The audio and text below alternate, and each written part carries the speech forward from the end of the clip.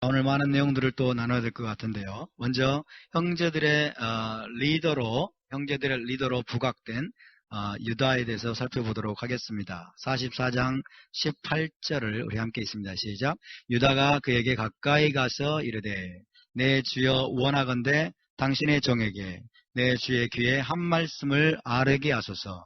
주의 종에게 노하지 마소서. 주는 바로와 같으심이니이다. 그래서 유다가 요셉에게 가까이 갑니다. 유다가 요셉에게 가까이 가서 유다와 요셉이 만나는 아주 결정적인 순간이죠. 유다와 요셉이 굉장히 가까이 만나게 되는 아주 중요한 순간입니다. 이때 유다는 자기 목숨을 걸고 나가는 거예요. 자기 목숨을 걸고 요셉 앞에 가까이 다가갑니다. 여기서 우리는 유다의 변화를 볼 수 있습니다. 이 내용은 유다의 변화된 모습을 우리에게 보여줍니다. 과거에는 요셉을 팔아넘긴 자였지만은, 그러나 이제는 베냐민을 살리기 위해서 변호하는, 담대하게 목숨 걸고 베냐민을 살리기 위해서 변호하는 유다의 변화된 모습이 여기에 기록되어 있습니다. 자, 유다는 몇째 아들입니까? 야곱의 넷째 아들이죠. 넷째 아들. 근데 왜 유다가 가까이 나갈까요? 이게 바로 성경이 예언적인 책이라는 뜻입니다. 자, 이유를 보면은 르우벤이 원래 장자죠. 르우벤이 장자인데 르우벤은 야곱의 침상을 범했습니다. 야곱의 침상을 범한 걸 아시죠? 야곱의 첩인 비라와 통관을 했어요. 그래서 르우벤은 이제 장자권이 박탈이 됩니다. 그리고 그 다음 순번이 레이와 시므온이죠. 레이가 둘째 아들이고 시므온이 셋째 아들인데, 레이와 시므온은 또 세겜성의 학살 사건 기억하십니까? 하몰의 아들 세겜, 그리고 세겜성 모든 주민들을 할례 받으라고 해놓고 다 죽여버리죠. 학살 사건으로 인해서 또 이들은 장자권이 상실됩니다. 그래서 이제 결국에는 이 르시레유, 시몬이 둘째군요. 레이가 셋째고. 자, 이런 자들은 장자권이 막탈이 되면서 장자권은 이제 라헬의 맏아들에게 넘어갑니다. 라헬의 맏아들 요셉에게 장자권이 넘어가고, 대신 유다에게는 주권자가 유다에게서 난다. 왕권은 유다에게서 나게 됩니다. 그래서 장자권은 누구에게 있다? 요셉에게 있고, 주권자는 누구에게서 난다? 유다에게서 난다. 주권자가 유다에게서 난단 말은 유다가 이스라엘의 리더가 된다는 뜻입니다. 유다 지파에서 왕이 태어난다는 뜻이 되는 것입니다. 이런 과정들을 통해서 형제들의 리더로 유다가 이제 부각되게 되는 것입니다. 성경은요, 무조건 첫째라고 해서 장자권이 부여되지 않습니다. 무조건 첫째라고 장자권이 부여되지 않는다는 것을 우리는 토라에서 반복해서 보게 됩니다. 이스마엘과 이삭, 그리고 에서와 야곱 이야기, 그리고 야곱의 12아들 이야기에서 우리는 그것을 반복해서 보게 되는 것입니다. 자, 유다의 리더십, 유다가 어떻게 리더십을 발휘하는지를 한번 보십시다. 첫 번째, 37장 26절 27절을 보면 요셉을 팔아넘긴 사건을 주도합니다. 요셉을 우리가 죽이지 말고 이스마엘 상인들에게 팔아버리자. 그렇게 유다가 제안을 하고 그 요셉을 팔아넘긴 사건을 주도하죠. 이때 르우벤의 생각은 실패하죠. 르우벤은 어떻게 했습니까? 나중에 몰래 요셉을 빼돌리려고 했는데 르우벤은 실패합니다. 르우벤이 장자의 자격이 없음을 또 보여주는 거예요. 두 번째로 야곱에게 43장 9절에서 야곱에게 베냐민을 반드시 내가 돌아오게 하겠습니다라고 보증을 합니다. 보증을 서는데 이때 또 르우벤은 또 실패합니다. 르우벤이 뭐라고 그래요? 정신 나간 소리를 하죠. 만약에 내가 베냐민을 못 데리고 오면 나의 두 아들을 죽이소서. 이게 말이 되는 제안입니까? 그죠? 베냐민도 잃고 손자도 죽이라고? 이게 정신 나간 소리를 하는 거예요. 그러니까 르우벤의 리더십은 통하지 않는다는 것을 토라는 보여주는 것입니다. 그러나 이제 유다는 뭐라고 말합니까? 만약 내가 베냐민을 데리고 돌아오지 못하면 내가 아버지께 영원히 죄를 지리이다. 영원히 죄를 지리이다. 그러면서 아주 실제적으로 이제 그렇게 보증을 합니다. 그래서 애굽에 베냐민을 보낼 것을 설득을 하게 되고 유다의 설득에 의해서 이제 야곱은 내가 베냐민을 잃으면 이르리로다. 그러면서 보내게 되죠. 그 다음에 세 번째로 이제 우리가 보고 있는 내용인데 요셉 앞에 이제 담대하게 나아가서 베냐민을 변호하면서 대신 자기가 종이 되겠다라고 설득을 하죠.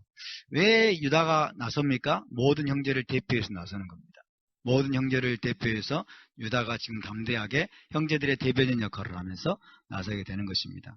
자, 이런 모습들을 보면서 우리가 유다가 지금 이스라엘의 리더로, 형제들의 리더로 지금 부각되고 있다는 것들을 우리가 보아야 될 것입니다. 자, 유다가 이렇게 변화된 모습을 보여줍니다. 22년 전에는 요셉을 팔아넘기고 아버지 야곱의 가슴에 못을 박았습니다. 그러나 이제는 아버지와 베냐민을 위해서 대속 제물이 되기를 자청합니다. 내가 대신 노예가 되겠습니다. 대신 자기가 제물이 되겠다는 거예요.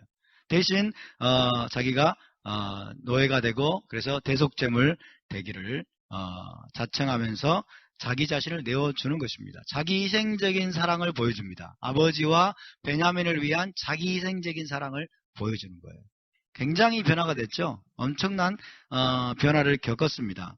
그래서 이것은 장차 있게 될 유대인의 회개를 예언적으로 우리에게 미리 보여주는 내용이라고 할 수 있습니다. 유다가 이렇게 변화되고 회개한 것처럼 여러분 마지막 때 유대인들도 회개하고 변화될 것을 믿으시기 바랍니다. 할렐루야. 그래서 조상들의 아버지들의 모습은 후대의 후손들의 모습을 미리 보여주는 예표라는 것을 우리는 기억해야 될 것입니다. 자, 유다와 요셉의 대면은 또 다른 차원에서 이렇게 볼 수 있습니다. 두 왕국의 만남이다. 유다와 요셉이 만났습니다. 가장 가까이서 대면했습니다. 유다는 나중에 유다를 통해서 이제 남왕국 유다가 등장을 하게 되고 그 다음에 요셉의 자손은 북왕국 이스라엘이 됩니다. 그래서 남왕국 유다와 북왕국 이스라엘의 만남, 화해라고 이야기할 수 있습니다.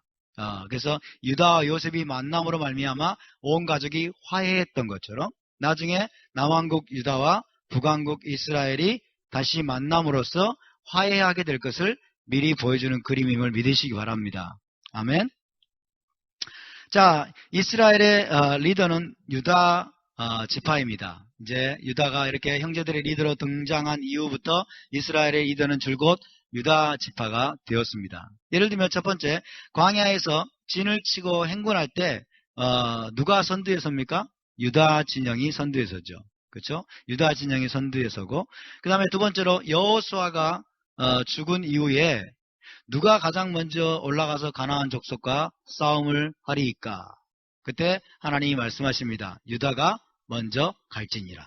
그래서 유다 지파가 가장 먼저 올라가서 또 가나안 족속과 싸우는 모습을 보여줍니다. 그래서 이스라엘의 리더는 역시 유다 지파다 하는 것이죠. 자, 그런데 왕국이 분열이 됩니다. 솔로몬이 죽은 이후에 남왕국 유다와 북왕국 이스라엘로 쪼개지죠. 이때도 남왕국의 리더는 누굽니까? 유다 지파입니다. 남왕국의 리더는 유다 지파로서 이 유다 지파에서 다윗이 나왔습니다. 다윗이 속한 지파가 바로 유다 지파죠. 그래서 유다 지파가 이스라엘의 리더이고 거기에서 이스라엘의 왕권자, 주권자가 나오게 되는 게 하나님의 또 뜻입니다. 자, 남왕국, 북왕국으로 분열된 이후에 이스라엘의 두 집이 한 집으로 연합되고 합쳐진 적이 있었습니까? 없었습니까? 지금까지 한 번도 없었습니다. 솔로몬 죽은 이후에 이스라엘은 두 집으로 혹은 두 왕국으로 분열됐습니다. 그런 다음에 한 번도 연합되고 합쳐진 적이 없었습니다.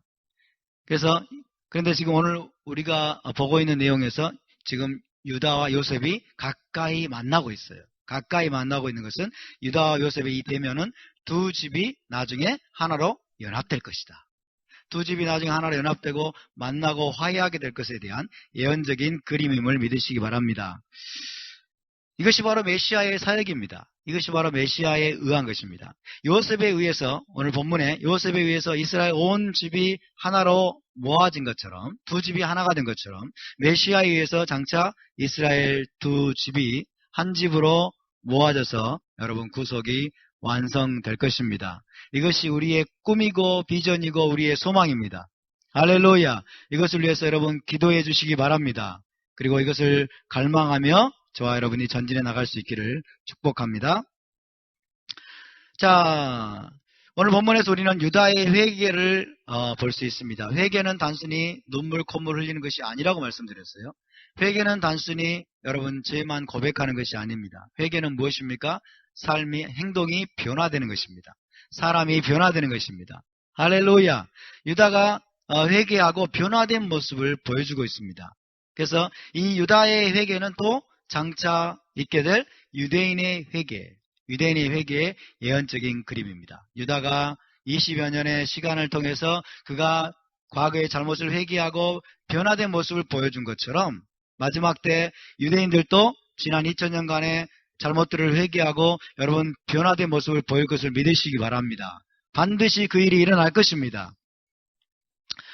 자, 이 유다의 회개는 굉장히 중요합니다. 이스라엘 온 집이 하나로 모아지고 화해하는 데 있어서 결정적인 요인입니다. 반드시 유다의 회개가 있어야 됩니다. 유다의 회개는 온 세상의 구원자가 된 요셉이 자신을 드러내기 위한, 자신의 신분을 드러내기 위한 필수적인 성결 요건이었습니다. 그래서 요셉이 보고 싶었던 게 무엇입니까? 회개한 모습을 보고 싶었던 거예요. 유다와 그 다음 모든 형제들이 자기를 팔아먹었을 때와 완전히 달라진 모습, 회개한 모습을 보기를 원했고, 그래서 그들을 시험하고 테스트했습니다. 그런데 실제로 유다가 달라졌다고 하는 것은 나머지 형제들도 달라졌다는 뜻이에요. 왜? 유다가 리더기 때문에. 유다가 요셉을 파는 일에 앞장섰기 때문에 그가 자신의 잘못을 회개하고 달라진 모습을 보였다고 하는 것은 모든 형제들이 여러분 회개하고 있었고 또 회개했다는 것을 보여주는 것입니다. 할렐루야. 그래서 요셉이 자신의 신분을 드러내기 위해서는 유다가 회개해야만 돼요. 유다가 회개해야만 그것이 가능하다는 것을 기억하시기 바랍니다. 유대인의 회개도 마찬가지입니다. 마지막 때 예수와께서 열방의 구원자가 된 자신의 정체성을 드러내기 위해서 먼저 필요한 것은 뭐냐면 유대인들이 회개해야 되는 것입니다. 유대인의 회개가 있게 될 것입니다. 할렐루야. 요셉이 어떻게 응답했습니까? 유다가 그렇게 가까이 와서 눈물로 간청할 때 요셉이 어떻게 응답했습니까? 형제들의 회개와 변화를 확인한 후에 자기의 신분을 이제 비로소 밝힙니다. 나는 당신들의 아우 요셉이라. 아니 요셉 아히캠 당신들의 아우, 당신들의 형제 요셉이라. 유다의 회개를 확인하고 여러분 요셉이 자신의 신분을 비로소 이제 밝힙니다. 그 전까지는 전혀 알지 못했습니다. 전혀 깨닫지를 못했습니다. 예수와께서도 마지막 때에 이렇게 하실 것입니다. 예수와께서도 마지막 때에 자신의 유대적인 정체성을 유대인들에게 계시하실 것입니다. 그들로 하여금 회개케 하고 메시아를 거절한 것에 대해서 회개케 하고 자신의 신분을 계시하실 것입니다. 나는 이스라엘의 메시아로서 너희들의 형제 유대인이다. 할렐루야. 예수와는 유대인이십니다. 아멘. 예수와의 유대적인 정체성, 유대인들의 형제라고 하는 정체성을 우리 주님께서 유대인들에게 여러분 대대적으로 공개하시고 밝히실 날이 오게 될 것입니다. 이미 그 일이 시작되었습니다. 이미 그 일이 시작되었고 마지막 때 여러분 이것이 완벽하게 이루어지게 될 것입니다. 따라서 예수와는 이스라엘의 메시아이며 유대인이십니다. 아멘. 예수와는 유대인이십니다. 너무나 많은 유대인들이 이걸 모르고 있어요.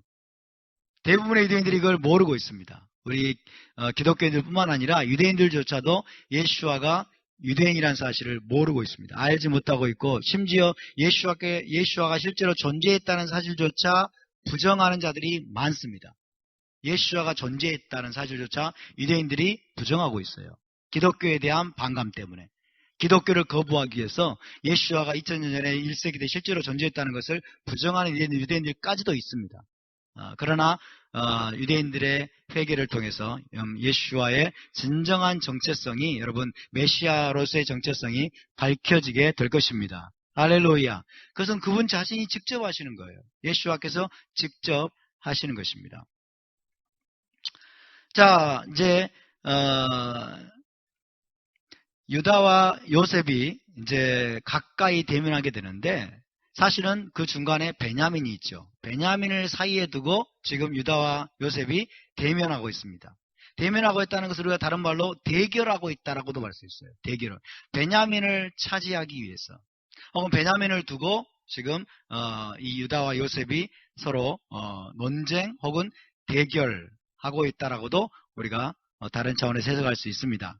그래서 45장 14절에 보면 결국 이제 요셉이 베냐민을 끌어안고 이제 통곡합니다.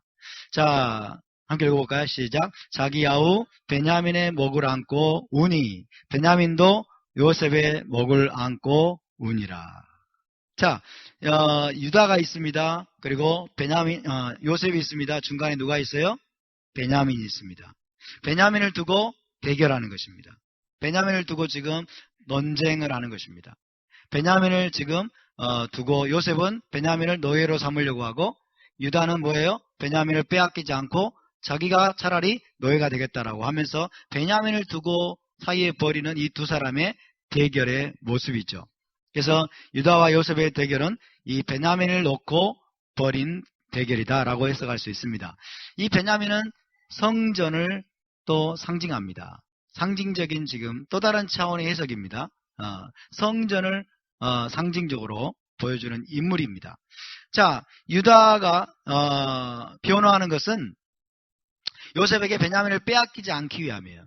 요셉에게 베냐민을 빼앗기지 않기 위해서 자기 희생적인 사랑으로 담대히 일어나서 요셉과 맞서고 있습니다. 22년 전에는 상상할 수 없는 모습이죠. 22년 전에는 시기 질투심으로만 가득해서 요셉을 팔아먹었습니다. 아마 할 수만 있었으면 베냐민도 팔아먹었을 가능성이 높습니다. 그런데 이제 20여 년이 지나서 이제 유다가 변화된 모습으로 베냐민을 지키기 위해서 지금 요셉과 맞서고 있습니다. 여러분, 베냐민은 예루살렘 성전을 상징합니다. 베냐민은 예루살렘 성전을 상징하는데, 실제로 예루살렘 성전은 베냐민 지파의 땅에 위치했습니다. 베냐민 지파의 땅에 위치했고 그 위쪽을 요셉 지파가 차지했습니다. 그리고 그 아래쪽은 유다 지파의 땅입니다. 그러니까 지금 이 44장, 45장의 그 그림이 그대로 땅으로 옮겨져요. 땅으로. 지금 이 44장, 45장에서 유다와 요셉이 있고 중간에 베냐민이 있는 것처럼 나중에 기업을 차지할 때에도 유다 지파의 땅이 밑에 있고 예루살렘 성전은 베냐민 지파의 땅. 그 다음에 그 위에는 요셉 지파의 땅이 위치하고 있는 겁니다. 할렐루야. 그래서 유다와 요셉이 베냐민을 사이에 두고 지금 대결하고 있는 그런 모습을 그대로 보여주고 있습니다. 베냐민 지파의 땅에 뭐가 있다고요? 예루살렘 성전이 있습니다. 예루살렘 성전이. 그래서 베냐민은 예루살렘 성전을 상징한다라고 이야기할 수 있죠. 그래서 유다와 요셉이 성전을 두고 지금 대결하는 거예요. 어떤 면에서는 성전을 두고 논쟁하고 대결하고 있는 모습이라고도 할 수 있습니다. 먼저 베냐민의 목을 안고 울었다고 그랬어요. 베냐민의 목을 이브리어로 짜바르라고 합니다. 짜바르. 해볼까요? 짜바르. 예, 목을 좀 짜봐보세요. 예, 목을 좀 짜봐보세요. 짜바르입니다. 짜바르. 근데 짜바르인데 베냐민의 목 그럴 때 여기에 복수형으로 되어 있어요. 목이. 짜브레이라고 되어 있어요. 짜브레이 베냐민. 그래서 베냐민의 목들.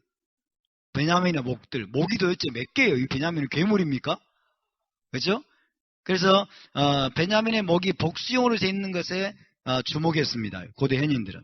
그래서 이것은 베냐민의 목은 두 성전을 가리키는 상징적인 표현이다. 두 성전. 예루살렘의 제1성전과 제2성전을 가리키는 두 성전을 가리키는 상징적인 표현이고, 이 베냐민의 목을 끌어안고 요셉이 통곡한 것은 무엇을 말하느냐?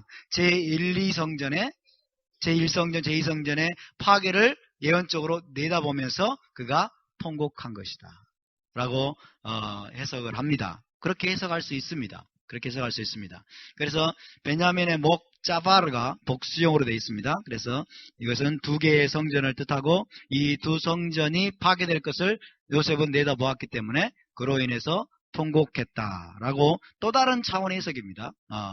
문자적인 해석을 떠나서 또 다른 차원의 해석으로 볼 수 있습니다. 동시에 유대교는 지금 물리적인 성전을 고수하죠. 물리적인 성전.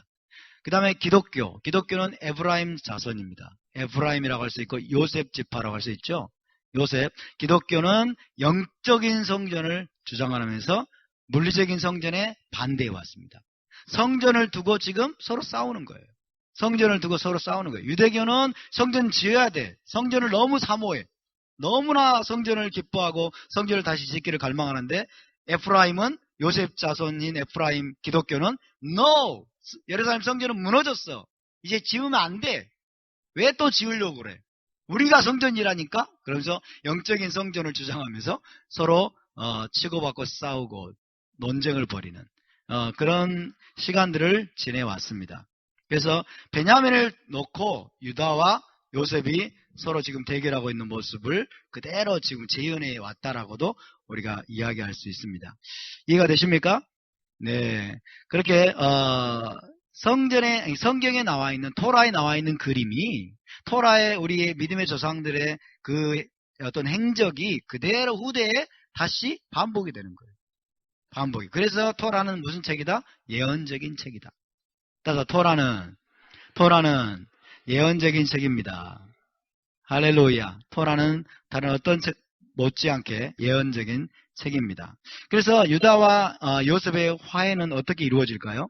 물리적인 성전과 영적인 성전이 하나로 연합되는 것입니다. 할렐루야. 이것이 결국 기독교와 유대교, 유다와 에프라임의 연합이 될 것입니다. 물리적인 성전과 영적인 성전이 하나로 연합되는 게 뭐예요? 그게 바로 새 예루살렘입니다. 새 예루살렘이 어디서 내려와요? 하늘에서 땅으로 내려오죠. 그죠? 하늘과 땅이 하나가 되는 거예요. 하늘은 영적인 것이고 땅은 물리적인 것입니다. 그래서 하늘과 땅이 하나가 되는 것, 이것이 마지막 여러분 화해이고 마지막 결론임을 믿으시기 바랍니다. 그래서 싸울 필요가 없습니다. 여러분. 둘 다 필요한 것입니다. 자, 유다의 이런 간청을 듣고 드디어 요셉이 자신의 신분을 드러내면서 형제들을 용서하죠.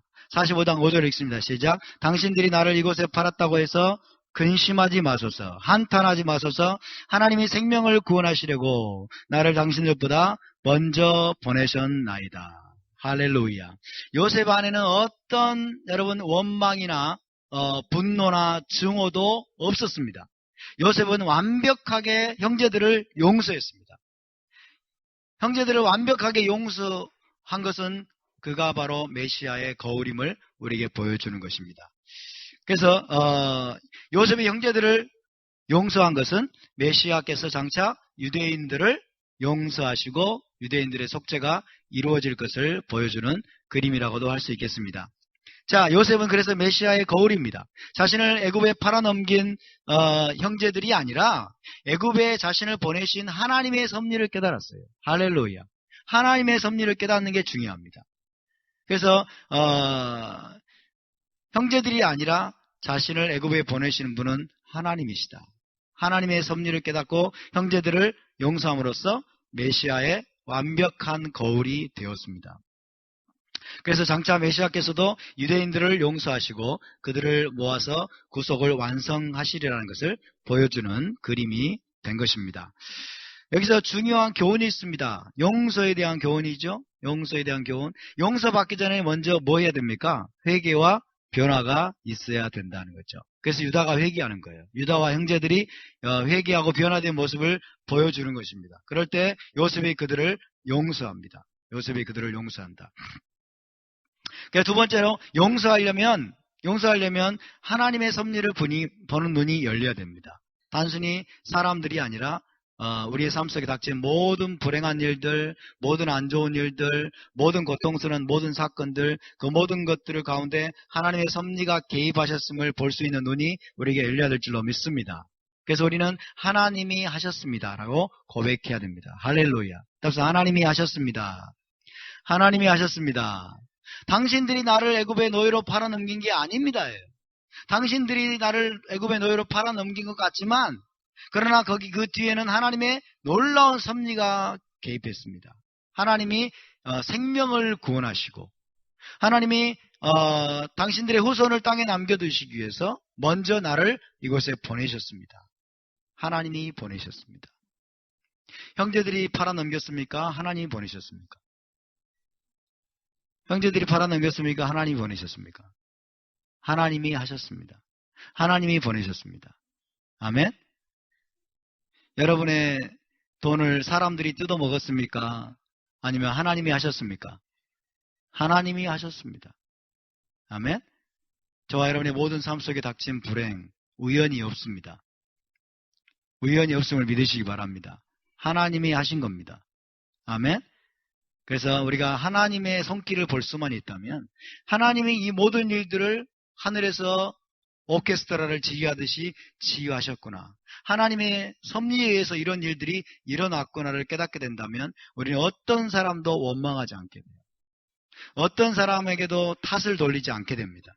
할렐루야. 그리고 하나님께 영광을 돌리게 됩니다. 아멘. 그런 성숙함이 저와 여러분이 일어날 수 있게 되길 바랍니다. 요셉을 통해서 우리가 그 모습을 또한 볼 수 있어야 되겠습니다.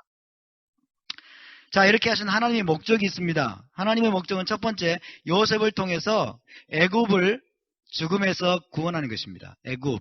애굽이 기근에, 여러분, 7년 기근에 빠져가지고 애굽이 망하게 생겼어요. 온 세상이, 애굽은 온 세상을 뜻하는데, 온 세상이 지금 죽게 생겼는데, 만약에 요셉이 애굽으로 팔려가지 않았으면 어떻게 됐을까요? 요셉이 애굽으로 팔려가지 않았으면 애굽은 망합니다. 온 세상은 망하게 돼 있어요. 그래서 하나님은 애굽을 구원하기 위해서, 애굽을 죽음에서 구원하기 위해서 하나님의 경륜에 의해서, 하나님의 섭리에 의해서 요셉을 형제들에 의해서 여러분 애굽의 노예로 팔려가도록 하나님이 그렇게 섭리하신 겁니다. 아멘. 그래서 온 세상을 죽음에서 구원하는 것이 첫 번째 하나님의 목적이고요. 두 번째, 그러나 마지막으로는 그 요셉을 통해서 이스라엘 온 집을 모아서 구원하고 화해케 하는 것이 하나님의 궁극적인 목적입니다. 하나님은 여러분 이 불행해 보이는, 가장 불행해 보이는 사건, 요셉이 형제들에서 노예로 팔려가는, 그것도 은 20개 받고 여러분 노예로 팔려가요. 감옥에서 12년을 썼습니다. 감옥에서 12년을 썼는 이것보다 더 불행한 여러분 사건이 어디 있어요? 예? 자기 형제들에 의해서 여러분 노예로 팔려가면 이것보다 불행한 사건이 어디 있어요? 근데 이것들을 통해서 하나님은 이 놀라운 위대한 기적을 이루시는 거예요.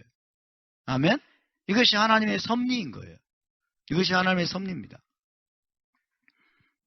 요셉은 이것을 볼 수 있는 눈이 열렸습니다. 여러분, 지난 2000년 동안 정말 비극적인 역사가 있었죠. 지난 2000년 동안 유대인들은 예수와를 거절했습니다. 유대인들이 예수와를 팔아넘겼어요. 로마에게 팔아넘겼다고 할 수 있겠어요. 유대인들이 예수와를 여러분 팔아넘기고 거절하고 대적해서 십자가에 못 박혀 죽게 만들고 그 결과로서 이제 예수와는 유대 땅을 떠나가지고 지난 2000년 동안 여러분 열방의 구원자가 됐습니다. 지난 2000년 동안 열방의 구원자가 됐어요. 그리고 열방의 교회는 2000년 가까이 지금 유대인들을 계속해서 학살하고 죽이고 쫓아내고 그리고 토라를 불태우고 온갖 악랄한 짓들을 서슴지 않고 행했습니다. 이것이 지난 2000년간의 여러분 유대교와 기독교의 역사입니다. 너무나 이보다 또 비극적인 사건이 또 어디 있을까요?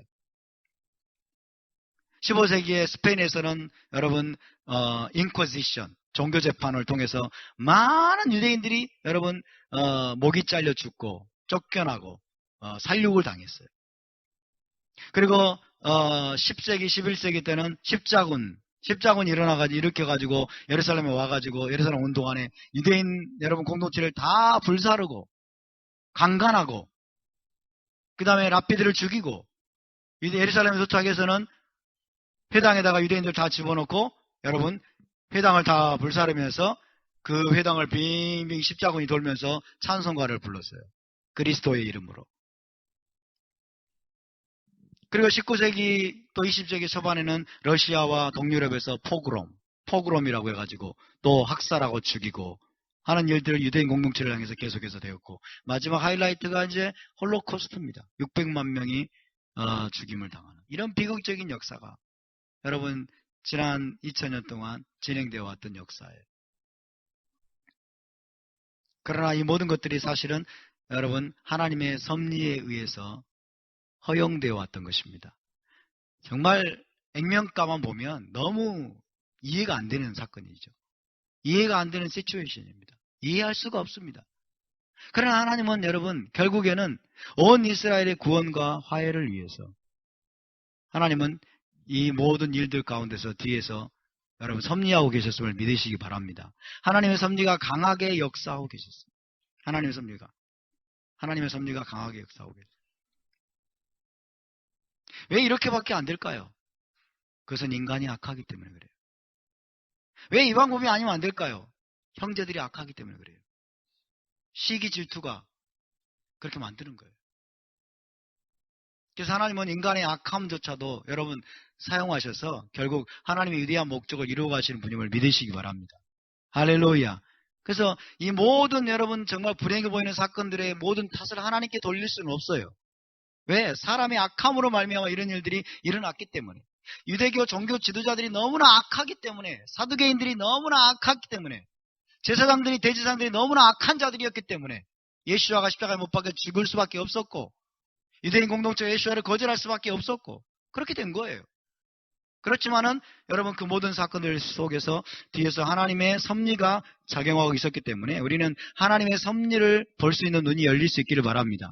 그럴 때 우리는 사람에게 탓을 돌리지 않게 됩니다. 할렐루야. 온 이스라엘의 구원과 화해를 위해서 결국 여러분 요셉이 어쩔 수 없이 노예로 팔려가는 일들이 일어났던 것처럼 지난 2000년간의 유대교와 기독교의 역사 또한 마찬가지입니다. 온 이스라엘의 구원과 화해를 위해서 이것이 하나님의 섭리에 의해서 허락된 사건임을 우리가 기억해야 될 것입니다. 그러나 마지막에 반드시 이스라엘은 부활하게 될 것입니다. 할렐루야. 그런 것처럼 이스라엘이 부활했습니다. 45장 27절 시작. 또 요셉이 자기들에게 부탁한 모든 말로 그에게 말하며 그들의 아버지 야곱은 요셉이 자기를 태우려고 보낸 수레를 보고서야 기운이 소생한지라. 이제 형제들이 다시 가나안 땅으로 올라가서 야곱에게 이제 이 소식을 전합니다. 우리의 형제 요셉이 살아있더이다. 아버지의 아들 요셉이 지금까지 살아있어서 애굽의 총리가 되었더이다. 그러니까 이게 믿을 수 있겠습니까? 못 믿죠. 그렇죠? 못 믿죠. 먼저 믿은 유대인들이 예수와가 메시아더라. 그러면 이스라엘 백성들 유대인들이 믿겠습니까? 못 믿어요. 못 믿습니다. 그렇지만은 결국은 여러분 믿게 됩니다. 할렐루야. 유대인 공동체가 예수와가 메시아이심을 여러분 믿게 된 바로 그날이 이스라엘이 부활한 날임을 믿으시기 바랍니다. 요셉이 자기를 태우려고 보낸 수레를 보고서야 이제 믿을 때 기운이 소생했습니다. 이것이 바로 야곱의 소생이고 이것은 이스라엘의 부활입니다. 야곱의 이름이 또한 이스라엘이죠. 야곱이 소생했다고 하는 것은 이스라엘이 부활한 거예요. 이스라엘이 회복된 것입니다. 이것은 새로운 탄생과 같습니다. 할렐루야. 이스라엘이 새로운 탄생을 경험하는 겁니다. 새로운 존재로 여러분 탄생하게 되는 거예요. 이스라엘이 부활합니다. 이것이 또한 휴거의 그림이라고 말할 수 있어요. 요셉은 이스라엘 온 집을 모으기 위해서 수레들을 보냈습니다. 수레들을 타고 가게 되죠. 그렇죠?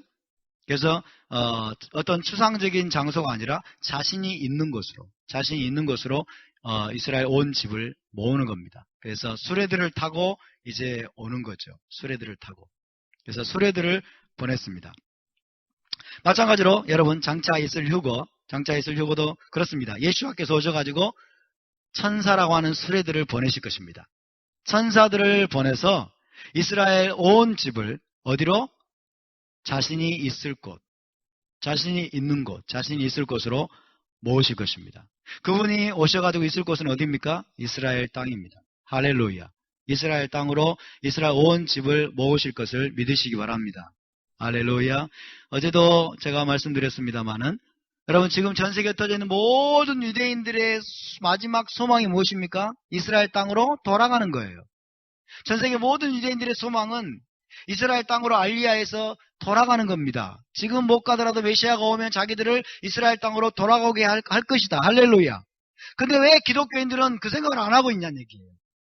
기독교인들은 도대체 무엇에 소망을 두고 살아가고 있는 거예요? 여러분, 성경의 메시지는 똑같습니다.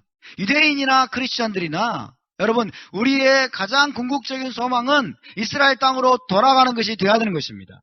알리야 하는 것이 우리의 소망이 되어야 됩니다. 메시아께서 오시게 되면 우리를 다 모아가지고 여러분 이스라엘 땅으로 에덴 동산으로 우리를 데려가실 것입니다. 그때를 위해서 여러분 사시기를 바랍니다. 그날을 갈망하면서 사시기를 바랍니다. 아멘. 그래서 요셉이 자신이 있는 곳으로 이스라엘 온 집을 모았던 것처럼 예수와께서도 자신이 있을 곳으로, 자신이 거주할 곳으로, 즉 이스라엘 땅으로 여러분 그분에게 속한 모든 자들을 불러 모으실 것을 믿으시기 바랍니다. 할렐루야. 그래서 알리야의 문제는 단순히 유대인의 문제가 아니라는 사실을 알아야 돼요. 알리야는 단순히 유대인에게만 해당되는 것이 아닙니다. 지금은 여러분 유대인들만이 그렇게 알리야 알지 모르지만은 메시아께서 오시게 되면 저와 여러분이 알리야의 대상이 될 것입니다. 할렐루야. 우리가 알리야의 대상이 될 것이고 우리가 포함될 것입니다. 그래서 알리야는 우리의 소망이 돼야 돼요. 우리의 궁극적인 소망은 올라가는 겁니다. 하나님이 계신 곳으로 올라가는 것입니다. 그것이 바로 예루살렘이고 이스라엘 땅입니다. 그런 소망으로 살아가고 계십니까? 아니신가요? 그러거나 말거나 저는 그렇게 살 겁니다. 자, 야곱이 소생했다라고 하는 히브리어를 보면요. 바테히 루아흐 야곱 이렇게 되어 있어요. 바테히 루아흐 야곱. 한번 해볼까요? 바테히 루아흐 야곱. 야곱의 영이 소생했다 이런 뜻이에요. 야곱의 영이 소생했다. 야곱의 영이 부활했다라고 해석할 수 있어요. 야곱의 영이 부활했다. 수레들을 보고 야곱의 영이 부활한 거예요. 야곱의 영이 이스라엘입니다. 요셉을 잃은 다음부터 야곱의 영은 그때까지 죽은 것과 다름이 없었어요. 그렇죠? 자기의 모든 소망이 누구에게 있었어요? 사실은 요셉에게 있었어요. 그렇죠? 그의 모든 소망이 요셉에게 있었어요. 근데 요셉이 죽어버렸다고 생각했어요. 요셉을 잃어버렸다고 생각했어요. 자기의 모든 소망이 걸려있는 아들을 잃어버리니까 야곱의 영도 죽은 것과 같았던 것이 여러분 20여 년의 세월이었습니다. 여러분 이스라엘의 모든 소망이 누구에게 있습니까? 메시아께 있는 거예요. 이스라엘 모든 소망이 메시아께 있는데 1세기 때 유대인들이 메시아를 잃어버렸어요. 악한 사두개인들과 대제사장들, 종교 지도자들에 의해서 여러분 이스라엘이 메시아를 잃어버렸어요. 메시아를 거절하고 메시아를 잃어버린 유대인들은 사실 영적으로는 죽은 것이나 다름없었을 것입니다.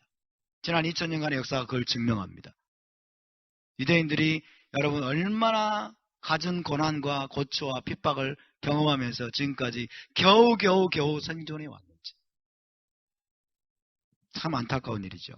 야곱의 영이 그러나 여러분 다시 부활하게 됩니다. 할렐루야. 메시아를 발견하고 메시아를 만날 소망으로 야곱의 영이 다시 부활하게 되는 것입니다.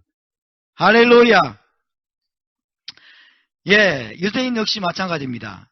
메시아를 거절하고 잃은 다음에 그들은 영적으로 죽은 것 같았지만은 다시 마지막 때 메시아를 만나게 되면 이스라엘의 영은 부활하게 될 것입니다. 그래서 이스라엘의 영이 부활하고 그들이 메시아를 만나게 되는 것은 뭘 뜻할까요? 새로운 탄생입니다. 새 언약을 맺고 새롭게 그들이 거듭나고 탄생해서 이제 이스라엘 땅으로 메시아 왕국으로 들어가게 될 것입니다. 아멘. 그것이 바로 오늘 우리 파라샤에서 우리가 알 수 있는 내용입니다. 자, 로마서 11장 15절은 또 이렇게 말씀하고 있습니다. 이 내용이 지금 그대로 지금 사도 바울이 이것을 기억하면서 우리에게 하는 내용입니다. 시작. 그들을 버리는 것이 세상의 화목이 되거든 그 받아들이는 것이 죽은 자 가운데서 살아나는 것이 아니면 무엇이리요. 자, 형제들이 요셉을 거절했습니다. 형제들이 요셉을 거절하고 요셉을 애굽의 노예로 팔아넘겼어요. 무엇을 위해서? 애굽의 구원을 위해서. 그렇죠? 그것이 애굽의 구원을 가져왔어요. 자기들이 의도한 것은 아니지만 그것이 하나님의 섭리의 손길이에요. 형제들이 요셉을 거절하자 하나님은 그들 때문에 뭘 이루셨어요? 애굽의 구원을 이루셨습니다. 온 세상의 구원을 이루셨어요. 그 첫 번째 내용이에요. 근데 마지막에 여러분 이제 형제들이 요셉을 받아들이고 야곱이 이제 메시아께 돌아오게 되자 어떻게 일이 벌어집니까? 그것은 부활이라는 거예요. 죽은 자 가운데서 부활하는 것이다. 이스라엘이. 할렐루야. 그래서 유대인이 여러분 메시아를 거절한 결과로 결국 온 세상이 이방인이죠. 온 세상이 하나님과 화목게 되어서 온 세상의 구원이 이루어졌습니다. 이제 마지막에는 유대인이 영접하게 될 것입니다. 유대인이 메시아를 발견하고 돌아오게 되면 그것은 무엇과 같다? 죽은 자 가운데서 부활한 사건과 같을 것이다. 사도 바울이 지금 어떤 구절을 염두에 두고 이 말을 하고 있을까요? 야곱이 요셉이 보낸 수레를 보자 그의 영이 소생했다. 그가 부활했다는 거예요.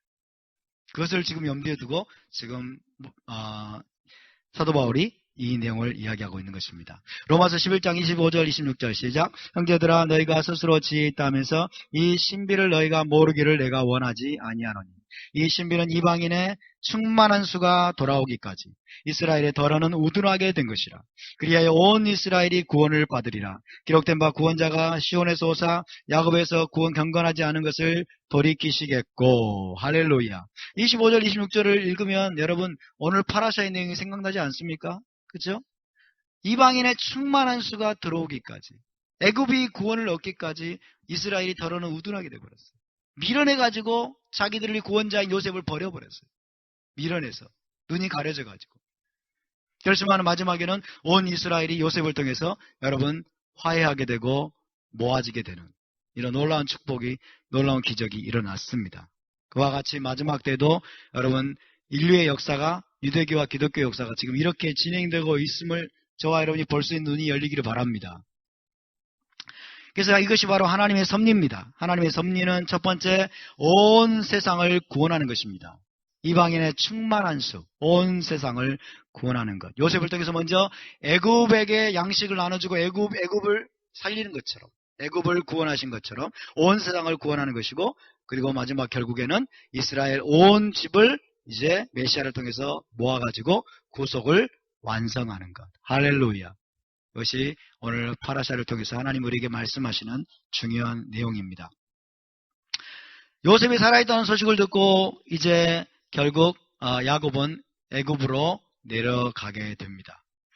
46장 1절을 읽습니다. 시작. 이스라엘이 모든 소유를 이끌고 떠나 브엘세바에 이르러 그의 아버지 이삭의 하나님께 희생 제사를 드리니. 이제 야곱은 모든 가솔들을 다 이끌고 이제 짐을 다 정리해가지고 애굽으로 내려갑니다. 애굽으로 내려간 도중에 브엘세바에 들러서 거기에서 하나님께 희생 제사를 드립니다. 하나님 앞에 희생 제사를 드립니다. 자, 애굽으로 내려간 것은 무엇을 위한 것이냐면 하나님이 이스라엘을 그곳에서 보호하기 위한 거예요.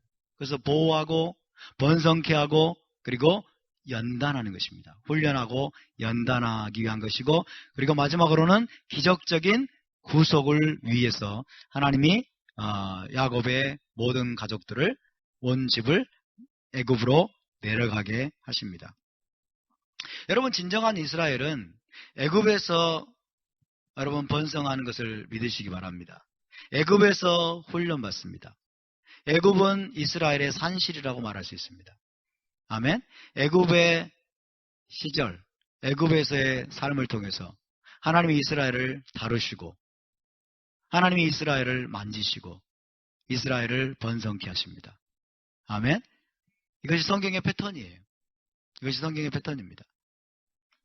자, 브엘세바는 어떤 곳입니까? 브엘세바 굉장히 중요한 곳이죠. 브엘세바에 왜 브엘세바에서 멈췄을까요? 브엘세바에서 멈춰서 희생제사를 드리고 하룻밤을 머물렀는데, 자, 첫 번째로 브엘세바는 아브라함이 에셀 나무를 심고 영원하신 여호와의 이름을 불렀던 곳입니다.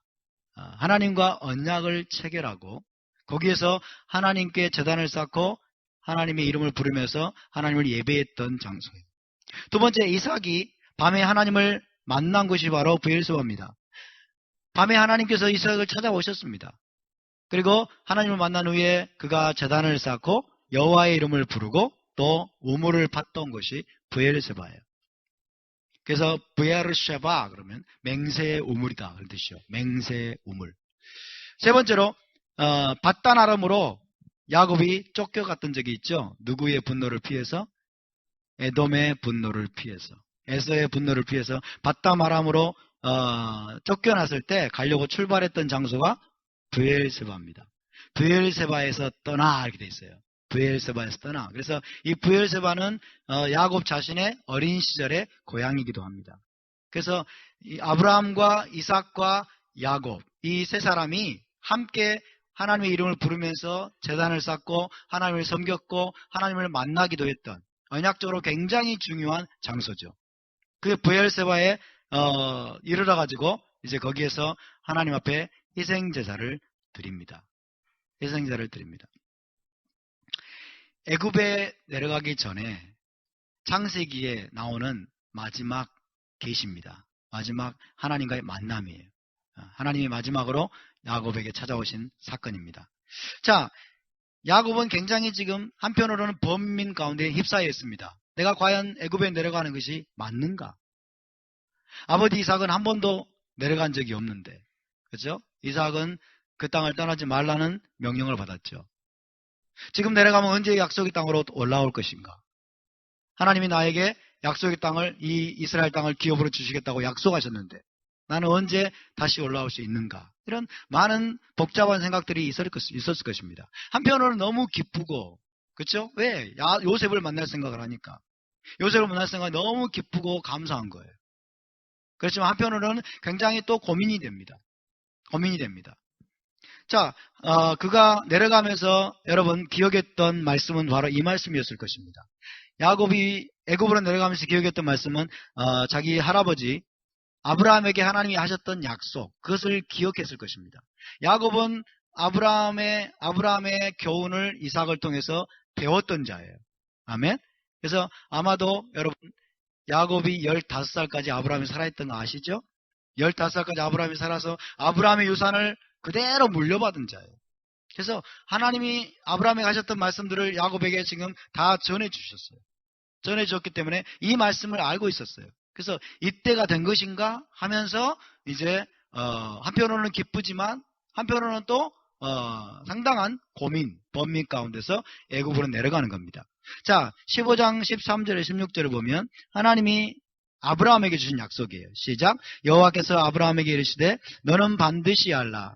내 자손이 이방에서 객이 되어 그들을 섬기겠고 그들은 400년 동안 내 자손을 괴롭히리니 그들이 섬기는 나라를 내가 징벌할지며 그 후에 내 자손이 큰 재물을 이끌고 나오리라. 내 자손은 4대 만에 이 땅으로 돌아오리니. 이 말씀을 야곱이 지금 알고 있었을 거예요. 야곱이 이 말씀을 기억하고 있었을 거예요. 그래서 한편으로는 자기 할아버지 아브라함에게 하나님이 약속하신 그 말씀이 이제 나를 통해서 이루어지는구나 라는 어떤 믿음 혹은 기쁨도 있었을 것이지만은 내려가면 뭐 해야 됩니까? 내려가면 종이 돼야 되는 거예요. 그렇죠? 이방에서 객이 되어 그들을 섬기겠고 400년 동안이나 내 자손을 괴롭힐 것이라고 이렇게 하나님 말씀하셨기 때문에 얼마나 이게 마음이 무겁겠어요. 한편으로는. 그렇죠? 큰 재물을 이끌고 나오긴 나오겠는데 사람은 늘 부정적인 측면에 어떤 생각이 가잖아요. 내 자손이 큰 재물을 이끌고 나올 것이라고 하나님이 약속하셨음에도 불구하고 그래서 거기에 대한 기대감도 물론 있지만은 그러나 한편으로는 그 이방인 족속들이 400년 동안 내 자손을 괴롭힐 것이다. 그러니까 여러분 같으면 가겠습니까? 안 가겠습니까? 나오미사에 안 가시겠다고 고개를 저으시네요. 그죠? 400년 동안 괴롭힌다고 그러고 한편으로는 큰 재물을 입고 나온다고 그래요. 가시겠습니까? 안 가시겠습니까? 서전사님 가시겠어요? 안 가시겠어요? 고민돼요. 고민돼. 그런데 지금 하나님의 방법은 뭘까요? 안 갈 수 없는 환경으로 몰아가십니다. 할렐루야. 안 갈 수 없어요. 그쵸? 왜? 가나안 땅에 머물고 있으면 죽어요. 온 세상에 기근이 들었어요. 딱 방법은 하나예요. 내려가는 겁니다. 할렐루야. 하나님은 이런 방법으로 저와 여러분 인도가실 때가 많습니다. 많은 옵션이 있는 게 아니고 완전히 코너로 몰아가지고 순종하지 않을 수 없고, 여러분 그 방법을 선택하지 않으면 안 되는 그런 방향으로 하나님이 우리를 몰아갔어요. 인간이 너무 악해가지고요. 그 방법이 아니면 참 안 그럴 때가 많아요. 그래서 지금 야곱은 다른 선택의 여지가 없습니다. 자기가 사랑했던 요셉도 지금 애굽에 있지요. 그래서 자기는 애굽에 안 내려가기로 결단하면은 이제 가나안 땅에 죽어야 돼. 먹을 게 하나도 없기 때문에. 그래서 여러분 결국에는 내려가지 않으면 안 되는 상황입니다. 그럼에도 불구하고 야곱은 지금 하나님 앞에 여러분 제사를 드리면서 하나님의 확증을 구하는 거예요. 이때가 맞습니까? 아버지 아브라함을 통해서 말씀하신 것이 맞습니까? 그래서 하나님 앞에 확증을 구하는 것입니다. 저와 여러분도 늘 확증을 구하시기를 바랍니다. 그래서 여러분 여기에 중요한 것인데 46장 1절에 보면 이스라엘이라는 이름이 사용됐어요. 이스라엘이에요. 야곱이라고 하지 않고 이스라엘이 모든 소유를 이끌고 떠나 브엘세바에 이르렀다. 그래서 우리는 야곱이 지금 굉장히 긍정적인 그리고 믿음의 자세를 가지고 메시아적인 비전을 가지고 지금 움직이고 있다는 것들을 우리가 엿볼 수가 있습니다. 그래서 이스라엘이라는 이름이 등장할 때마다 우리는 그것을 깨달아야 됩니다. 메시아적인 비전을 가지고 지금 움직이는 야곱의 모습을 그렇게 표현합니다. 그래서 이스라엘이 내려갑니다.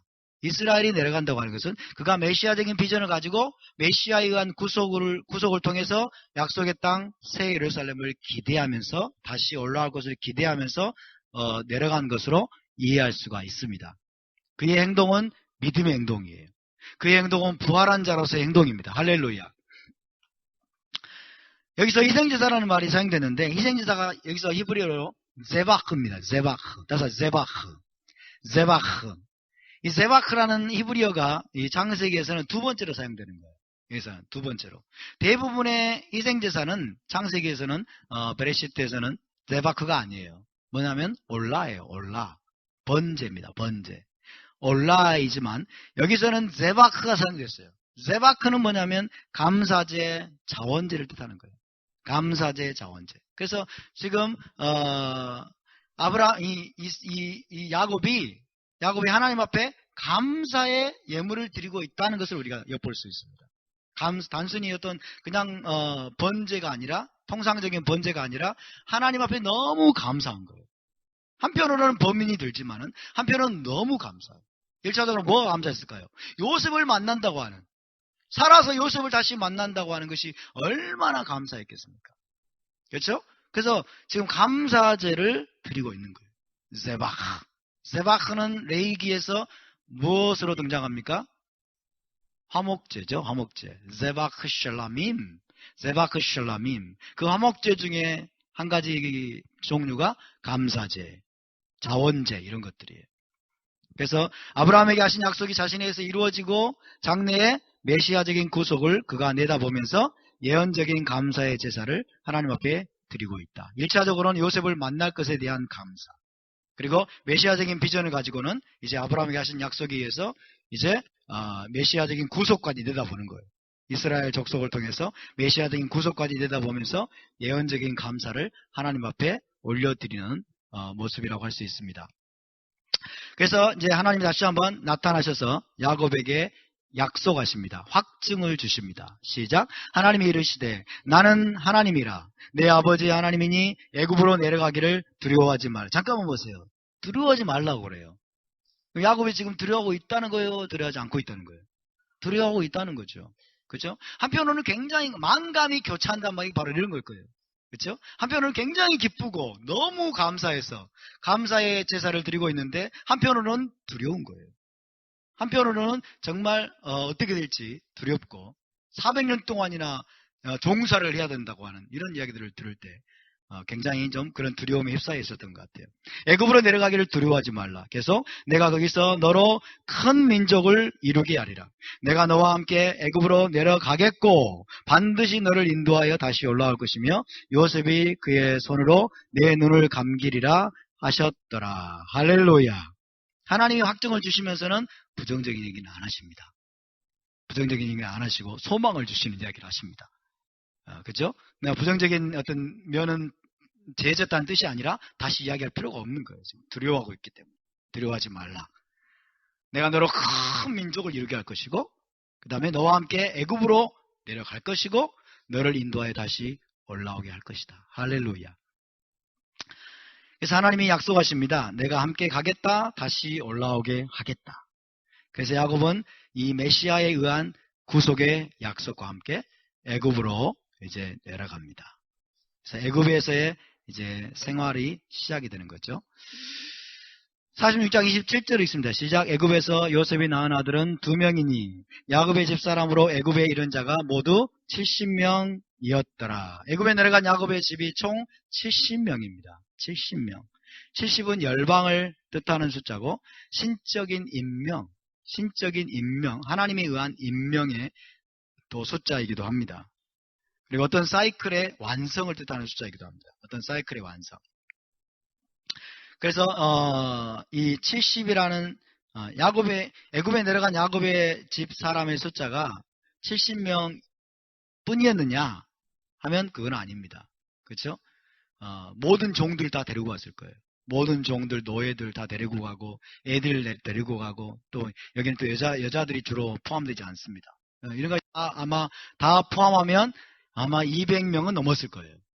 200명 아주 대식구가 이주를 했을 것입니다. 그러나 주로 이제 남자들을 중심으로 토라는 70이라는 숫자에 초점을 맞춥니다.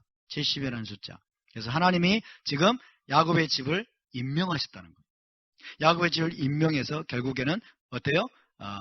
온 열방의 구원을 하나님이 이스라엘을 통해서 이루실 것을 보여주는 그림이라고 할 수 있습니다. 자, 숫자 70이 어디에 사용됐습니까? 창세기 11장에 보면 세상 나라의 기초가 된 나라들의 숫자가 70개죠. 70개의 나라. 그 다음에 출애굽기에 보면 물샘 열둘과 종려 70주. 어디에서? 엘림에 이르니 물샘 열둘과 종려 70주. 그렇죠? 종려 70주. 그 다음에 70인 장로. 이스라엘 70인 장로 70입니다. 초막절에 번제 70마리. 열방의 속죄를 위해서 드리는 번제 70마리가 또 사용됩니다. 그리고 신약으로 건너오면 예수와께서 12제자뿐만 아니라 70인 제자가 있죠. 70인 제자. 그래서 결국 하나님의 구원이 열방에까지 미치게 될 것을 예수와께서는 이 70인 제자를 통해서 온 열방에까지 복음을 전할 것을 아마 의도하셨을 것입니다. 그래서 이 70이라는 숫자가 바로 그런 의미가 있다는 것입니다. 하나님이 왜 그들을 애굽으로 내려가게 하셨을까요? 하나님의 의도는 애굽의 풀무불 속에서 이스라엘 나라를 창조하시고 이스라엘 나라를 구속하시기 위한 것입니다. 하나님이 이스라엘을 구속하시는 하나님이십니다. 할렐루야. 하나님이 우리의 구속자임을 믿으십니까? 하나님이 구속자라면 어딘가에 우리가 종노릇 해야 되잖아요. 그렇죠? 구속자로서의 하나님을 보여주려면 누군가에게 종노릇 해야 돼요. 애굽에게 종노릇 해야만 됩니다. 종노릇 하는 것이 어쩔 수 없는 우리의 현실이에요. 그래서 애굽의 풀무불 속에서 이스라엘 나라를 하나님이 창조하시고 구속하시기 위해서 내려가게 하셨다. 하나님이 왜 애굽으로 내려가게 하셨어요? 올라오게 하려고. 아멘? 내려감이 없으면 올라옴이 없습니다. 종살이가 없으면 뭐가 없어요? 구속이 없습니다. 해방이 없어요. 그럼 하나님 해방자가 아니겠죠. 구속자가 아니겠죠. 그렇죠? 그러니까 물론 하나님이 종살이만을 위해서 애굽으로 내려가게 한 것은 아니에요. 이스라엘을 여러분 5년 기근 장차올 폭풍을 피해서 이스라엘을 보호하기 위한 거예요. 이스라엘을 보호하고 먹이고 양육하고 그리고 이스라엘을 번성케 하기 위해서 애굽이라고 하는 모판을 하나님이 또 사용하신 것입니다. 할렐루야. 그렇지만 하나님의 의도와도 빗나가게 애굽이라는 나라가 이스라엘을 종으로 삼아요. 하나님 그걸 알고 계시는 거예요. 종으로 삼는 거예요, 결국에는. 그래서 하나님은 애굽으로 내려가게 하셔서 마지막에는 반드시 올라오게 하신다. 답사 내려감이 있으면 반드시 올라옴이 있습니다. 아멘. 저와 여러분 지금 내려와 있는 상태입니다. 아멘. 우리는 지금 세상 나라에 어떤 면에서는 갇혀 있어요. 세상 나라에 우리는 붙잡혀 있어요. 하나님은 저와 여러분을 다시 올라가게 하실 것입니다. 어디로? 이스라엘 땅으로. 이스라엘 땅이 어떤 곳입니까? 하나님의 영광이 머무는 땅이에요. 아멘. 하나님의 집입니다. 하나님의 집으로.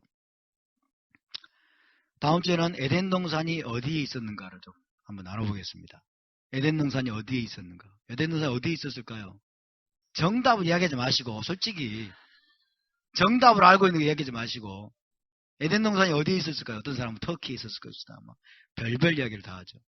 에덴 동산 이야기는 비유다, 뭐 상징이다, 사실이 아니다, 영적인 걸 이야기한 것이다. 별별 해석이 다 있어요. 에덴 동산이 어디에 있었을까요? 우리의 마음속에 있었을까요? 별별 이야기가 다 나옵니다. 다음 주에 한번 나눠보겠습니다. 혼돈과 공허와 흑암 속에서 하나님이 세상을 창조하신 것처럼 창세기 1장에 애굽의 혼돈과 공허와 흑암 속에서 이스라엘 나라를 창조하셨습니다. 할렐루야. 여러분, 노예 생활을 경험해 보지 않은 사람은 자유가 무엇인지를 모릅니다. 해방이 얼마나 중요한지를 모릅니다. 군대를 안 가본 사람은 여러분 군 계급에 의해서 짓밟히고 이런 것들이 얼마나 고통스러운 것인지를 몰라요. 그리고 우리가 이 땅에 있는 동안에는 온갖 불행한 일들을 겪어봐야만 됩니다. 그러라고 하나님이 쫓아낸 거예요. 그러라고 하나님이 에덴 동산에 쫓아내고 이스라엘 땅에서 쫓아낸 거예요. 아멘? 그 모든 것들을 겪은 다음에 결국 하나님이 우리를 다시 올라가게 하실 것입니다. 하나님의 섭리는 애굽의 종살이를 통해서 구속하시는 하나님을 경험케 하고 보여주는 것입니다. 이스라엘이 애굽의 종노릇하고 거기에서 여러분 기적적으로 탈출해 나왔기 때문에 우리는 구속이 뭔 줄 압니다. 우리는 해방이 뭔 줄 압니다. 우리는 구속자 하나님이 어떤 분인 줄을 알게 되었습니다. 아멘? 야곱이 내려갔기 때문에 그래요. 야곱이 순종했기 때문에. 요셉과 야곱과 그리고 온 이스라엘, 여러분 혈통의 이스라엘이 애굽으로 내려가서 거기서 430년 동안 종노릇 해 주었기 때문에 우리가 구속이 뭔지를 알게 된 거예요. 그래도 유대인들 미워하실래요? 그러니까 이스라엘이 없으면, 유대인들이 없으면 우리는 구속이 뭔지도 모르고 구원이 뭔지도 모르고 아무것도 몰라요. 아무것도. 온 열방이 구원이 뭔지, 구속이 뭔지, 여러분. 이거를 다 알게 하는 게 하나님의 목적인데 그 일에 하나님이 아브라함의 자손, 혈통의 자손들을 사용하셨음을 믿으시기 바랍니다. 얼마나 고마운 사람들이에요. 그렇죠? 도시락 싸들고 다니면서 우리가 축복해도 부족한데 2000년 동안 학살하고 죽이고 쫓아내고 너희들은 살 권리가 없다. 그러면서 여러분 홀로코스트 600만 명이 죽이고 정말 사탄적인 그런 역사입니다. 결국 최종 목적은 무엇입니까? 애굽에서 이스라엘을 구속해서 약속의 땅으로 돌아가게 하는 것입니다. 애굽에서 세상 나라죠. 죄와 사탄의 권세에서 이스라엘을 구속하여 이스라엘 땅으로 에덴 동산으로 돌아가게 하는 것입니다. 이것이 하나님의 최종적인 목적입니다. 하나님은 정말 인내의 하나님인 것 같아요. 너무나 6천년 동안 인내하시고, 그렇죠? 6천년 동안 인내하시고 다 처음부터 끝까지 마지막 최종 그림을 가지고 계시기 때문에 여러분 하나님은 이스라엘 땅에서 유대인들을 다 쫓아내시고 바벨론으로 아수르로 다 종으로 끌려가도록 하나님이 다 허락하시고 섭리에 의해서 그 모든 일들을 결국 이루시는 분이십니다. 그런 과정들이 근데 피할 수 없어요. 왜? 인간의 악함 때문에, 사람의 죄악 때문에, 하나님에 대한 반역 때문에, 인간의 교만 때문에 그런 일들은 피할 수 없어요. 이것이 인류의 역사입니다. 자, 오늘 하프타라 한번 살펴보겠습니다. 오늘 하프타라는 에스겔의 예언인데 오늘 바이카시 이 토라 포션과 완벽하게 매치가 됩니다. 오늘 토라 포션은 유다와 요셉의 만남이죠. 유다의 집과 요셉의 집의 만남, 그리고 화해, 하나됨에 관한 내용인데 오늘 하프타라가 정확하게 그거를 예언하고 있습니다. 에스겔 37장 16절에 17절 있습니다. 시작. 인자야 너는 막대기 하나를 가져다가 그 위에 유다와 그 짝 이스라엘 자손이라 쓰고 또 다른 막대기 하나를 가지고 그 위에 에브라임의 막대기 곧 요셉과 그 짝 이스라엘 온 족속이라 쓰고 그 막대기들을 서로 합하여 하나가 되게 하라. 내 손에서 둘이 하나가 되리라. 주 여호와께서 이같이 말씀하시기를 내가 아브라함의 손에 있는 바 요셉과 그 짝 이스라엘 제파들의 막대기를 가져다가 유다의 막대기에 붙여서 한 막대기가 되게 한즉 내 손에서 하나가 되리라 하셨다 하고, 이것이 선지서가 제시하는 여러분 영광스러운 미래에 대한 예언입니다. 유다와 요셉의 막대기와 유다의 막대기가 한 막대기가 되고 하나가 될 것이다. 할렐루야. 역사상 한 번도 이것은 이루어진 적이 없는 예언입니다. 그러나 마지막 때 반드시 이루어지게 될 것입니다. 오늘 파라샤와 하프타라가 이것을 예언하고 있습니다. 두 막대기의 연합입니다. 두 막대기가 하나가 될 것이다. 유다의 막대기와 에브라임의 막대기가 에브라임의 손에 있는 요셉과 그 짝 이스라엘 제파들의 막대기죠. 유다의 막대기, 예후다와 에프라임, 유다의 막대기와 에브라임의 막대기가 내 손에서 하나가 되리라. 유다의 막대기 에츠 예후다라고 되어 있어요. 막대기지만은 히브리어로는 에츠입니다. 에츠. 이 에츠는 막대기로 번역이 가능합니다. 막대기로도 번역이 가능하고 또 나무로 번역이 되죠. 나무. 에츠 예후다. 유다의 나무다 뜻이죠. 유다의 나무. 남왕국 유다와 베냐민 지파를 상징합니다. 에츠 예후다. 따라서 에츠 예후다. 에츠 예후다. 예, 유다의 나무는 역시 뭐예요? 유다의 나무는 무슨 나무일까요? 참감람나무죠. cultivated olive tree라고 되어 있어요. cultivated olive tree. 잘 경작된, 하나님이 잘 보존하고 경작된 올리브 나무예요. 에츠 예후다. 두 번째는 에브라임의 막대기입니다. 에브라임 막대기는 북왕국의 이스라엘을 상징합니다. 에츠 에프라임. 따라서 에츠 에프라임. 에츠 에프라임. 북왕국 열지파 요셉의 집으로 불리기도 합니다. 에츠 에프라임.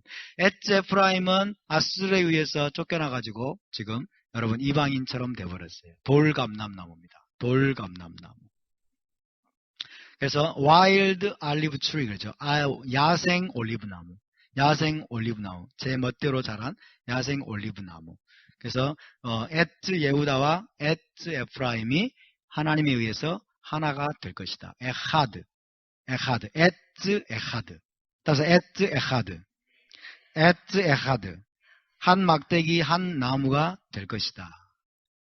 그죠? 유다와 요셉이 만난 것처럼 오늘 파라샤에서 유다와 요셉이 이제 서로 마주보면서 이제 하나가 되는 것처럼 오늘 하프타라에서도 하나님이 지금 그걸 예언하고 계십니다. 투하우스의 연합입니다. 이것이 투하우스. 유다의 집과 에프라임의 집.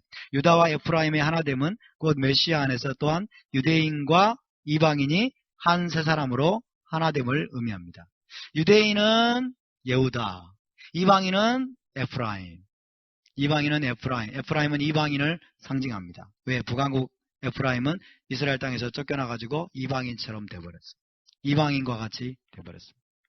그리고 두 메시아 사상, 지난주에 소개해드린 두 메시아 사상도 예수 안에서 한 메시아로 통합이 될 것입니다. 이렇게 여러분 이스라엘의 두 집이 한 집이 되고 한 왕국이 될 때 어떤 일들이 벌어질 것인가? 어떤 일이 벌어질 것인가에 대해서 오늘 하프타라가 예언하고 있습니다. 자, 함께 읽습니다. 시작. 그들에게 이르기를 주 여호와께서 이같이 말씀하시기를 내가 이스라엘 자손을 잡혀간 여러 나라에서 인도하며 그 사방에서 모아서 그 고국 땅으로 돌아가게 하고 그 땅 이스라엘 모든 산에서 그들이 한 나라를 이루어서 한 임금이 모두 다스리게 하리니 그들이 다시는 두 민족이 되지 아니하며 두 나라로 나누이지 아니할지라. 내 종 다윗이 그들의 왕이 되리니 그들 모두에게 한 목자가 있을 것이라.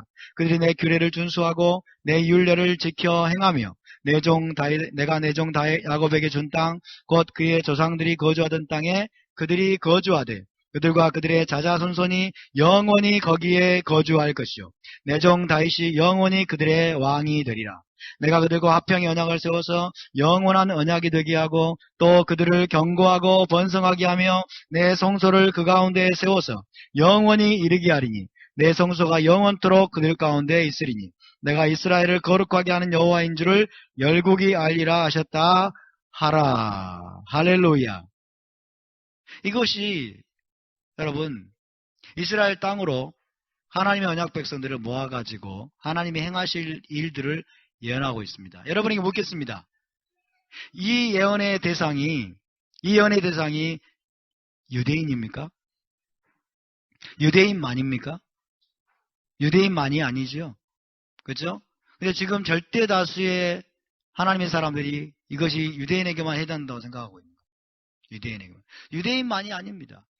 유대인만이 아니고 유다와 에프라임으로 불리는 이스라엘 온 집, 이스라엘 집 전체에 여러분 들어온 모든 이들에게 이 말씀이 적용되는 것입니다. 아멘. 저와 여러분이 실제로 이스라엘로 돌아가게 될까요? 안 될까요? 목사님이 앞에서 그렇게 핏대려 서가면서 아무리 이야기해도 나는 그게 안 믿어져요. 그렇게 생각하시는 분들이 많은 것 같아. 눈을 보니까. 근데 이 말씀에 따르면 여러분 우리가 이스라엘 땅으로 돌아가게 될까요? 안 될까요? 돌아갑니다. 아멘. 저와 여러분 이스라엘 집에 지금 접붙임 바 되어서 이스라엘 집에 들어온 자임을 믿으시기 바랍니다. 우리가 이스라엘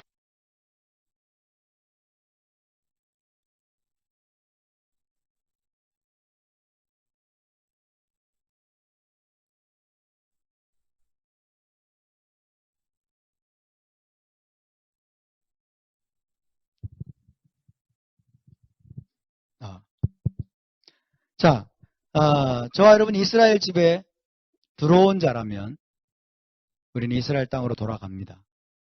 아멘. 이스라엘 땅으로 돌아가게 될 것입니다. 우리 옆에 분을 축복합시다. 우리는 이스라엘 땅으로 돌아갈 것입니다. 이스라엘 땅으로 반드시 돌아갈 것입니다. 아멘. 그것이 우리의 번향입니다. 아멘. 우리의 번향입니다. 이것이 바로 주님이 예언하고 계신, 하나님이 예언하고 계신 내용이에요. 자, 메시아에 의해서 마지막 구속이 일어날 때 어떤 회복이 일어날 것인가? 메시아에 의한 최종 구속의 때 일어날 회복을 지금 말씀하고 있어요. 첫 번째, 이스라엘 자손을 모아가지고 어디로 데려간다?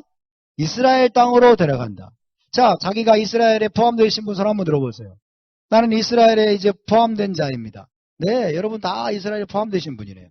그렇죠? 그럼 어디로 가서 여러분? 이스라엘 땅으로 돌아가게 됩니다. 할렐루야. 흥분이 안 되십니까? 별로 안 기쁘세요?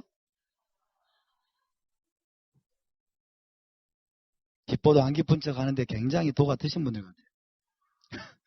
이스라엘 자손을 메시아께서 모아가지고 이스라엘 땅으로 데려오실 것이라고 말씀합니다. 아멘. 저 천당이 아니라 이스라엘 땅으로 데려갑니다. 이것이 마지막 때에 일어날 거대한 추수입니다. 포로들을 모아서 키푸츠 갈루요트라고 하죠. 포로들을 모아서 포로된 자들을 모아가지고 약속의 땅 이스라엘로 12지파 모두를 데려오는 것입니다. 할렐루야.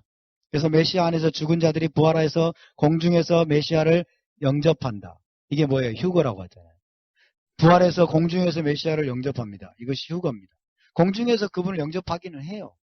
공중에서 그분을 만납니다. 그분을 영접하기 위해서 우리가 여러분 여기 이 자리에 앉아가지고 그분을 영접하면 되겠습니까? 왕이 오시는데. 그렇죠? 그래서 우리가 예의를 제대로 지키도록 하기 위해서 우리를 공중으로 끌어올리시는 거예요. 멀리. 공중에서 그분을 우리가 영접하게 돼요. 부활체로. 할렐루야. 그런 다음에 어디로 옮겨져요? 이스라엘 땅으로 옮겨집니다. 이스라엘 땅으로. 왜 이스라엘 땅으로 옮겨져요? 왜 이스라엘 땅으로 옮겨집니까? 예? 왜 이스라엘 땅으로 옮겨져요?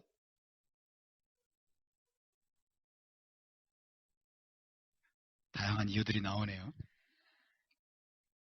여러분들 다 맞는 대답 하셨을 겁니다, 아마. 그렇게 믿어야 되겠죠? 자, 1948년 이스라엘 나라가 회복됐을 때, 많은 유대인들이 돌아왔습니다. 이것은 그러나 마지막 때 있을 거대한 추수의 부분적인 성취에 불과합니다. 아직 돌아오지 못한 자들이 너무나 많습니다.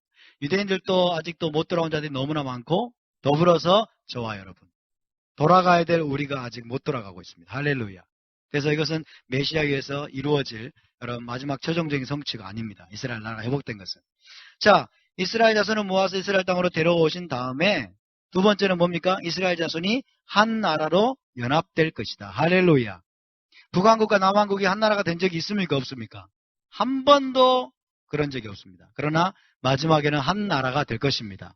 할렐루야. 한 나라가 될 것이다. 왕국이 분열되었어요. 왕국이 분열되고 북왕국이 멸망했습니다. BC 722년경에. 그리고 북왕국이 멸망한 다음에 열지파는 부분적으로는 지금 유대인들 사이에 열지파들이 있습니다. 유대인들 사이에 아시엘 지파, 무슨 지파 부분적으로 있습니다만은 그러나 전체적으로 볼 때는 북왕국 열지파가 사라져 버렸어요. 지금 유대인들 사이에서 레위 자손과 일부 제사장 가문을 제외하고는 유대인들조차도 자기들이 어느 지파에 속한지를 잘 모른대요. 정확하게 아는 사람은 별로 없다고 그래요. 하물며 여러분 열지파는 오죽 하겠습니까? 열지파. 북왕국 열지파는 지금 전체적으로는 잃어버려진 상태입니다. 잃어버려진 상태. 그렇지만은 메시아께서 오시게 되면 여러분 이 모든 것들을 다 하나님이 기적적으로 다 드러내실 것입니다.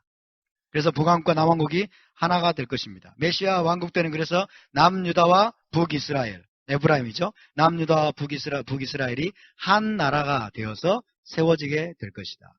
다시는 나누이지 않을 것이다. 아멘.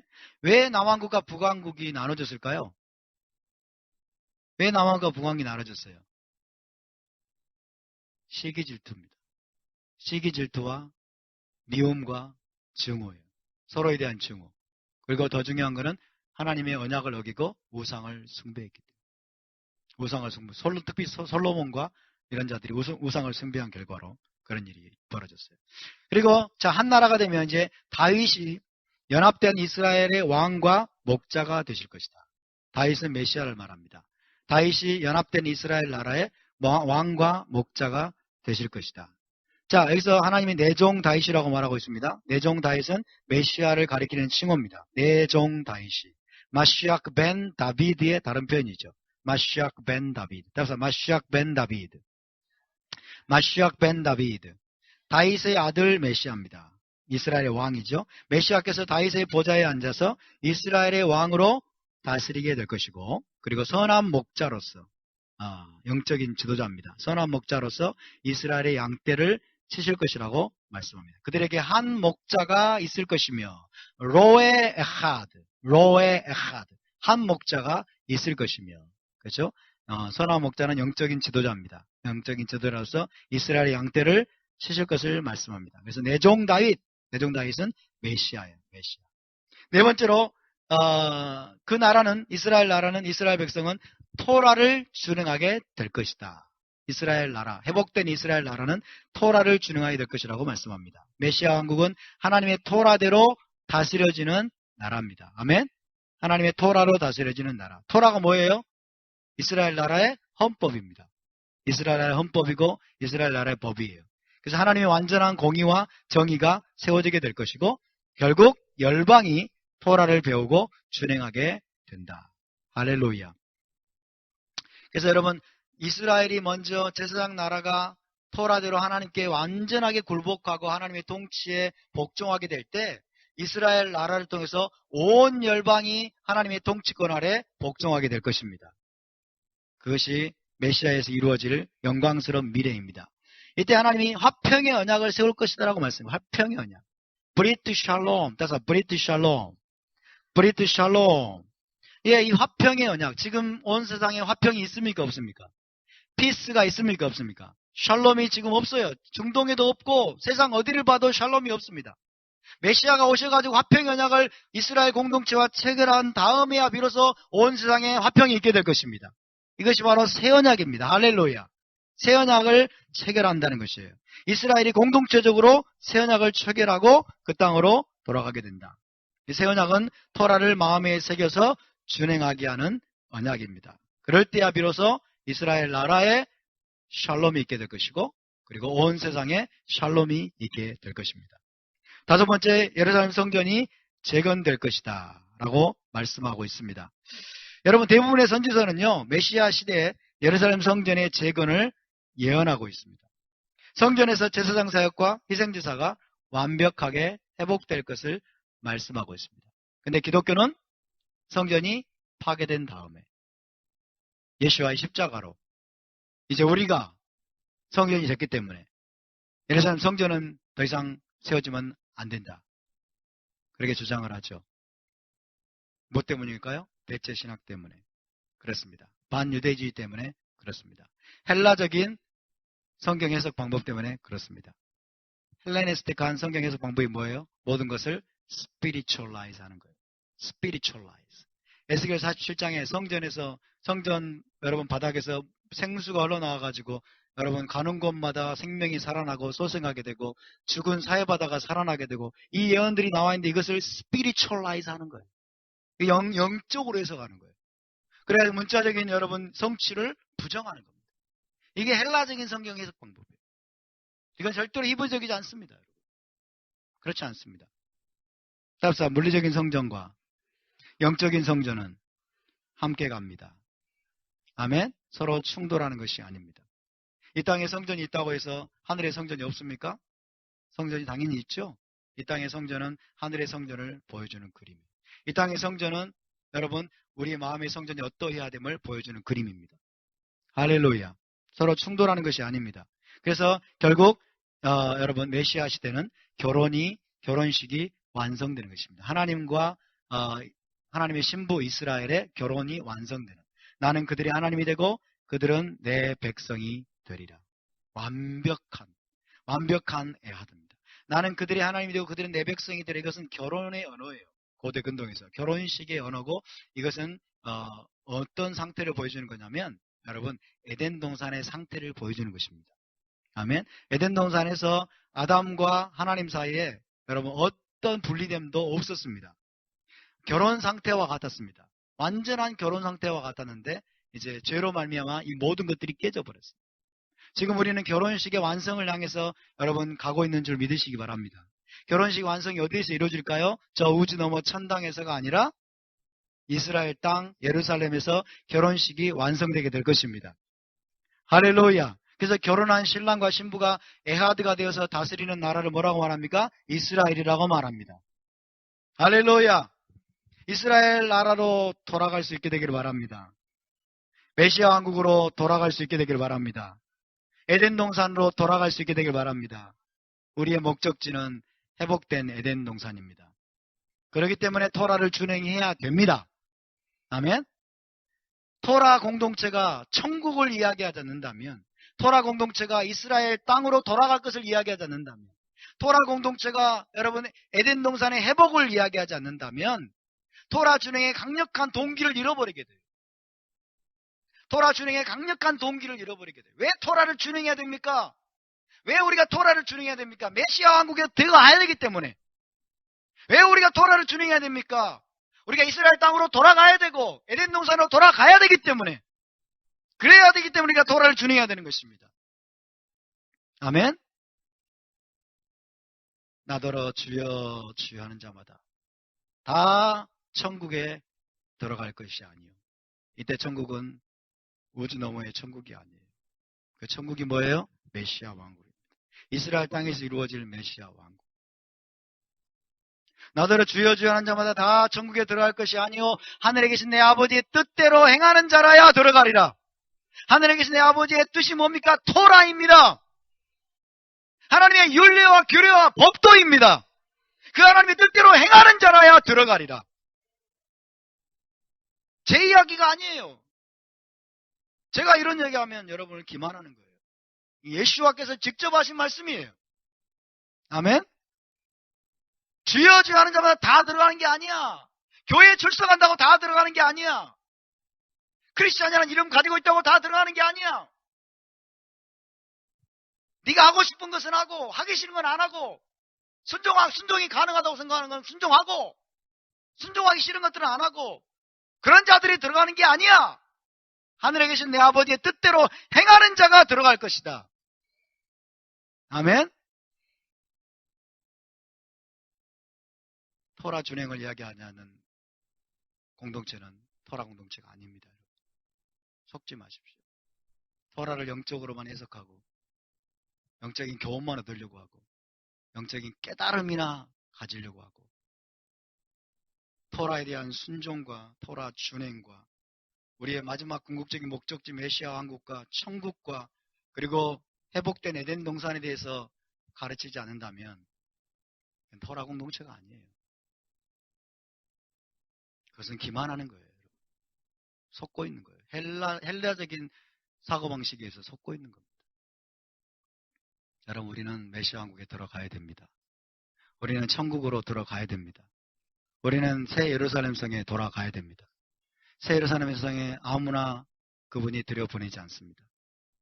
하나님의 토라대로 의를 행하고 여러분 옳은 행실을 토라대로 옳은 행실을 통해서 신부단장을 한 자들을 그분이 메시아 왕국으로 데리고 들어가서 거기서 결혼식을 완성하시게 될 것입니다.